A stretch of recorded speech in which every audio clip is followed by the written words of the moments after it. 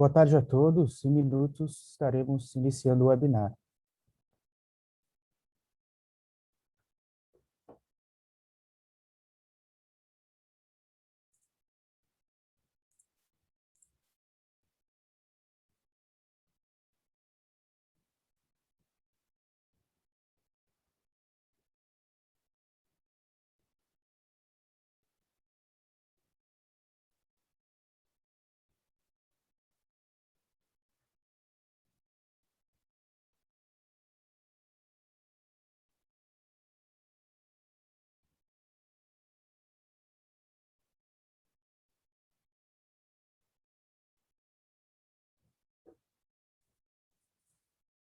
Então vamos lá, bom dia. Hoje a gente vai apresentar o Doing Business em Peru, que seria aspectos do panorama geral do país, aspectos societários, as sociedades existentes no Peru e os requisitos da constituição de cada sociedade, os aspectos laborais, de contratação de profissionais ou envio de profissionais do Brasil para trabalhar numa empresa no Peru, e os vistos. Aqui meu contato, eventuais dúvidas mais complexas, a gente vai abrir no fim para as dúvidas sobre a apresentação e dúvidas mais complexas, eu fico à disposição para responder nesse e-mail. Esse webinar vai ser dividido em duas partes, então, primeiro a gente vai apresentar esse do e-business e o segundo vai tratar questões mais específicas de aspectos tributários do Peru e comércio exterior, para não pegar muito tempo, senão esse webinar acaba ficando muito comprido. Então, iniciando o panorama geral. O Peru tem 32,51 milhões de habitantes, o censo de 2019, então a população é inferior ao estado de São Paulo, é uma república presidencialista democrática, com 25 regiões, o IDH de 777, considerado alto, PIB estimado de 2016, 286 bi, o PIB per capita é 6.430 mil dólares, e eles têm um congresso unicameral, ou seja, eles não têm a figura da Câmara de Deputados e Senado, seria só uma Câmara. Isso não realiza nenhum problema, não gera nenhum problema na questão democrática, porque as questões que seriam resolvidas pelo Senado são resolvidas por comissões parlamentares específicas para cada assunto. Tratando um pouco sobre os direitos do investidor estrangeiro no Chile. Assim como aqui no Brasil a gente tem, no artigo 5º da Constituição, um tratado de não discriminação ao capital estrangeiro, no Chile eles têm também um tratado não discriminatório ao investidor estrangeiro, ou seja, não existe uma diferenciação do capital nacional, do investidor nacional para o investidor estrangeiro. Tem liberdade de comércio, indústria, importação e exportação, livre reexportação do capital investido e livre remessa de lucros após o pagamento dos impostos, o que acaba não sendo nenhuma novidade para o investidor e empresário brasileiro, porque aqui a gente só pode fazer a distribuição de lucros também após o pagamento de todos os impostos. A reexportação seria, no caso, o produto que entra e é novamente exportado, então não existe, como há em alguns países, uma cláusula que determina que o produto seja esgotado dentro daquele mercado. Então, ele tem um acesso irrestrito ao crédito interno, ou seja, não existe limitações de empréstimos a esses investidores estrangeiros, liberdade para adquirir ações de propriedade de investimentos nacionais, não existe limitações nesse sentido também, livre contratação de tecnologia, royalties, incluindo seguros no exterior, e possibilidade de firmar com o Estado acordos de estabilidade jurídica, que seriam o quê? Contratos. Aí se aplica aquele princípio do pacta sunt servanda, o contrato faz lei entre as partes, ou seja, o empresário estrangeiro pode firmar contrato com o Estado no Chile para que eventual litígio seja resolvido de acordo com o pré-estabelecido no contrato. Outra lei que favorece o investimento estrangeiro, a Constituição Política do Peru, 1993, estabilidade jurídica ao investimento estrangeiro, existe decreto legislativo no sentido, promoção de investimento privado nas estatais, também existe legislação, no mesmo sentido, promoção de investimento descentralizado, crescimento do investimento privado, concessão de obras públicas, de infraestrutura e de serviços públicos, impulso ao investimento público regional e local com participação do setor privado, todos esses devidamente regulamentado por legislação específica. Aqui, uma exemplificação sobre as principais atividades econômicas do Peru. As legendas estão em espanhol, mas aqui não tem muita diferença do que seria em português, demonstrando aqui no gráfico que seria o petróleo, o ouro, a prata, o cobre, gás natural, zinco, o plomo seria o chumbo, o ferro, fosfato, refinaria de açúcar, planta de farinha e pesca, indústria têxtil, planta de cimento, planta química, refinaria de petróleo, indústria metálica, fundição e planta metalmecânica. E aqui no mapa do que seria a localização de cada investimento específico. Seleções de 2021, fazendo uma atualização do seminário anterior, apresentado junto com a Norma, que é a nossa colaboradora do Chile. As eleições estão bem apertadas entre o Pedro Castilho e a Keiko Fujimori. O Pedro, no caso, seria o candidato da esquerda política e a Keiko Fujimori, o candidato da direita. A intenção de votos do segundo turno, comparando o período de abril e maio, mostra o crescimento da Keiko. Vocês podem perceber aqui, o Pedro Castilho caiu de 41,5% para 36,2%. A Keiko subiu, bem subindo cada dia mais. Brancos e nulos, estabilidade. Os indecisos subiram um pouco mais, o que significa que nos próximos dias a gente vai acabar verificando a mudança, né, desse número de indecisos para algum desses dois primeiros, e que não votará subiu. Porque se trata de uma eleição polarizada, são candidatos com um discurso mais populista, então isso acaba acalorando os ânimos. Mas recentemente, no caso ontem, eles realizaram um acordo de respeitar as instituições no Peru, de não agir com manobras antidemocráticas, no sentido de fechamento de canais de mídia, ou perseguição de opositores políticos, o não diálogo com a oposição, que durante aquele período mais acalorado da eleição foram promessas feitas por ambos os candidatos, que agora acabaram reduzindo um pouco esse ânimo hostil. Entrando agora em sociedades empresariais no Peru.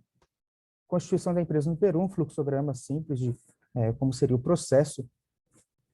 Começa pelos trâmites notariais, sócio, objeto social da empresa e o tipo de sociedade, a gente vai tratar mais para frente quais seriam esses tipos. A minuta para a abertura das contas, né, assim que constituído a empresa, escrituração pública dos atos constitutivos, e o registro no SUNAT, que seria a Superintendência Nacional de Aduana e Administração Tributária, o órgão responsável pelo registro das empresas no Peru. Então, com isso, a obtenção do RUC, que seria o Registro Único de Contribuinte, e a obtenção da chave SOL, que é o usuário e senha para acesso ao sistema do Peru, que também está informatizado. Esse é um recurso muito interessante, principalmente para o investidor estrangeiro, por conta da diligência, de você conseguir verificar como que está o status tributário da sua empresa, administrando de fora. É sempre recomendado você separar as figuras do procurador para conseguir ter uma melhor auditar de forma mais efetiva a sua empresa, né, o seu investimento. Só que, ausente esses requisitos, empresas de menor porte, você consegue fazer essa pesquisa direta, né? E, com esse processo encerrado, nós temos o início das operações da empresa. Trabalhando um pouco aqui sobre os tipos societários, né? A gente coloca aqui as 4 principais: a sociedade de responsabilidade limitada, né? Seria equiparada ao que a gente tem aqui a nossa LTDA, sociedade anônima, SA, sociedade anônima fechada, né? Cerrada seria a de capital fechado, e empresa individual de responsabilidade limitada, que seria semelhante ao que a gente tem aqui na EIRELI, né? Sócios, em todos os casos, pessoas naturais jurídicas, nacionais ou estrangeiras. Constituição com acionistas estrangeiros requer documentos específicos legalizados, ou seja, apostilados no Peru e no Brasil. O que isso quer dizer? Isso quer dizer que, quando você constitui uma empresa no Peru, aquele sócio acionista, ele pode ser tanto a sua empresa aqui no Brasil, quanto você mesmo, né? Mas, por ser estrangeiro, você vai precisar de procedimentos específicos, que seria, por exemplo, você contratar um representante legal nessa empresa do Peru, que vai responder perante as autoridades do Peru e vai receber as comunicações, vai receber os ofícios, vai receber, no caso, a existência de uma intimação judicial para prestar esclarecimentos, ou algo nesse sentido, você precisa ter esse representante no Chile, né? No Peru, no caso. E número de sócios, sociedade de responsabilidade limitada, de 2 a 20 participações, né? Sociedade anônima, no caso do SA, um mínimo de 2 acionistas, sociedade anônima de capital fechado, que seria cerrado, de 2 a 20 acionistas, ou seja, um número superior, você obrigatoriamente teria que aderir à sociedade anônima de capital aberto. E, por último, a empresa individual de responsabilidade limitada, por óbvio, um só titular. Os aportes podem ser feitos em moeda, pode ser feitos aportes não monetários, inventário, ativos fixos, ativos intangíveis, né? Não se permite aportes de serviço, não dá para ter aquela figura do sócio que paga com o trabalho, e é necessário subscrever 100% do capital e integralizar ao menos 25%. A transferência, no caso da sociedade de responsabilidade limitada, é feita por escritura pública, e no caso das outras 3, é feito por livro de matrículas de ações. Órgãos obrigatórios em cada uma das sociedades. No caso da sociedade de responsabilidade limitada, é necessário ter a junta e uma administração geral, a figura do gerente. No caso da sociedade anônima, a CA, é necessário a junta, o corpo da diretoria e essa figura do diretor, do administrador. Sociedade anônima de capital fechado, seria necessário a assembleia também, a diretoria seria um órgão opcional e a figura do diretor também, do administrador também como obrigatória. E no caso da empresa individual de responsabilidade limitada, é necessário o titular e esse titular responde como o administrador. Então, teria essa figura no estatuto do administrador geral. Duração, no caso da LTDA, o único caso onde é indeterminada. Nos outros 3 casos, ela pode ser determinada ou indeterminado o tempo de duração dessa empresa. Os dividendos não pode repartir sem saldo do patrimônio da empresa inferior ao capital pago. Então, mesmo caso do Brasil, você precisa estar aqui com as suas obrigações, seja fiscais, seja perante aos devedores, para você conseguir fazer essa divisão de dividendos. Aspectos laborais, contratação de profissionais no Peru, ou quando você envia os profissionais aqui do Brasil. Tem um fluxograma explicando como seria o contrato de trabalho. Ele é acordo verbal ou escrito, né, com o empregador com o trabalhador. Os elementos aqui, muito interessante, a pessoalidade, ou seja, precisa ser aquela pessoa específica a prestar aquele serviço. No caso, um exemplo de pessoalidade aqui no Brasil, eu não posso ser contratado CLT de uma empresa e no dia seguinte aparece João ou José me representando para trabalhar naquele dia. O contrato de trabalho se estabelece comigo, então é eu que vou aparecer para trabalhar, né? Diferente quando eu sou, por exemplo, um contratado autônomo, em que determinado dia eu não posso comparecer ao serviço, eu mando um colega com a competência necessária, esse colega realiza o trabalho. No caso do requisito da pessoalidade, precisa ser eu especificamente a prestar esse serviço. Onerosidade, mediante um pagamento, né? Então, não trabalho voluntário, também é um requisito no caso da CLT, e a subordinação, que seria você responde aos superiores hierárquicos. Aqui a gente tem outros, aqui no Brasil, no caso, a gente tem outros diversos requisitos para constituir o vínculo empregatício presentes no artigo 1º e 2º da CLT, e a gente verifica, por exemplo, a questão da habitualidade, a questão da questão de você não poder ser empregado de você mesmo, e em regra, esses contratos, em regra, seriam prazos por prazo indeterminado, mas também existe a possibilidade de fazer por prazo determinado.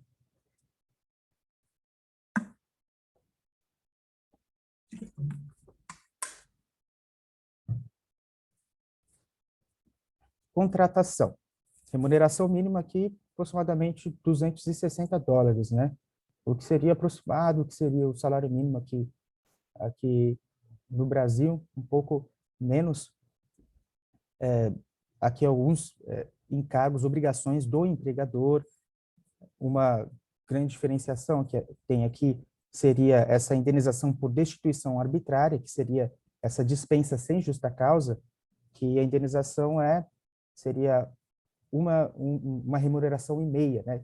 Muito menor do que seria uma multa de FGTS de 40% aqui no Brasil. Horas extras variam de 25% a 35%. As férias seriam de um mês. Horário de trabalho 8 horas por dia, 48 horas por semana, descanso semanal de no mínimo 24 horas consecutivas, obrigatório ter seguridade social, participação de lucros é obrigatória quando a empresa possui mais de 20 trabalhadores, bônus de remuneração, abono familiar, teria todos esses benefícios do trabalhador no Peru. Os encargos do empregado aqui, no caso que seria obrigação do empregado, fundo de pensão público e imposto de renda, né, que funcionaria em regramento específico. Contratação de estrangeiros. Aqui os requisitos específicos no caso de contratar um estrangeiro ou enviar profissional estrangeiro. Limites de 20% do total de trabalhadores ou 30% da folha de pagamento. O contrato não pode ser maior que 3 anos. Os estrangeiros tidos como nacionais, com cônjuge, ascendente, descendente ou irmãos peruanos, com visto de imigrante ou um país de origem que possui um acordo de reciprocidade ou dupla nacionalidade com o Peru não entram nesses requisitos específicos.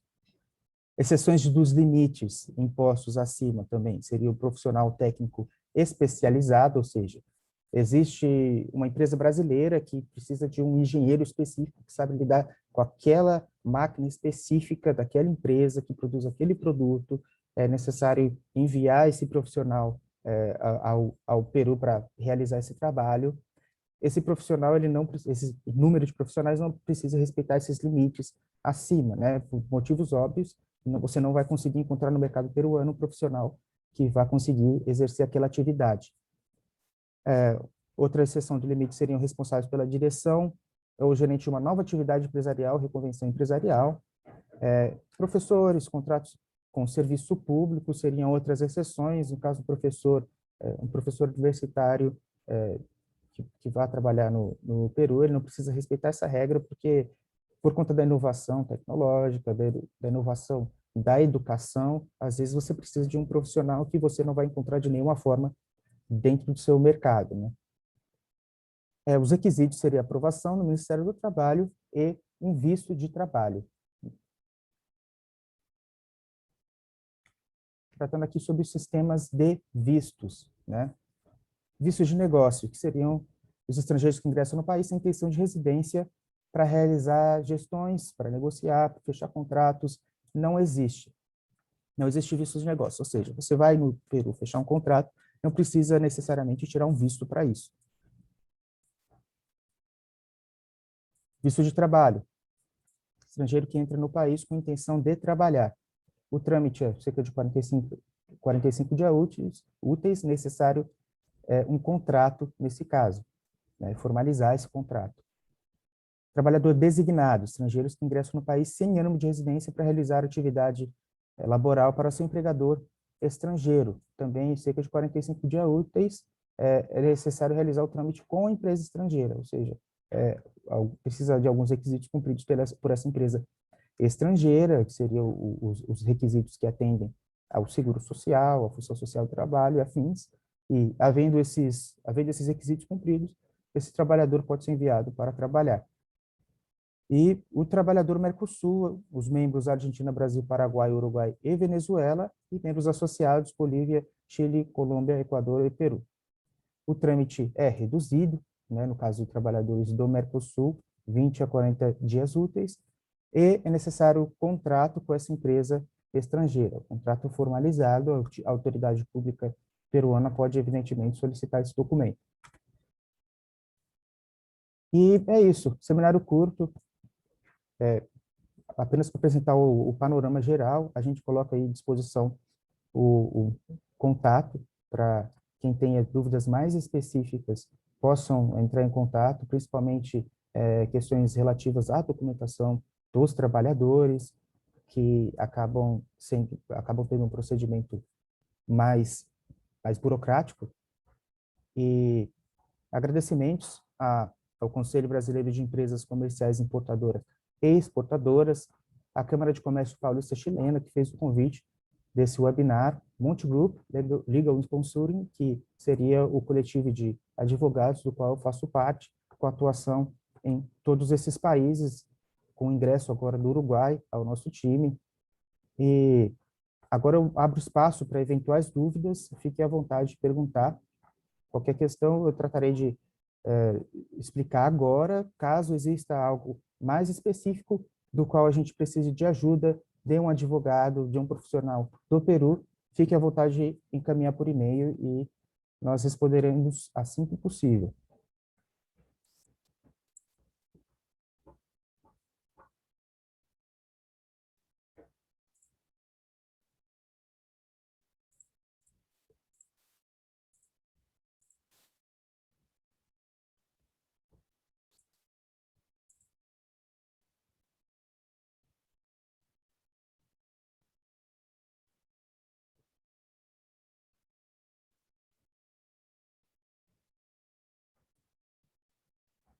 Ausente de perguntas, agradeço a todos que compareceram e eu fico à disposição. Até mais.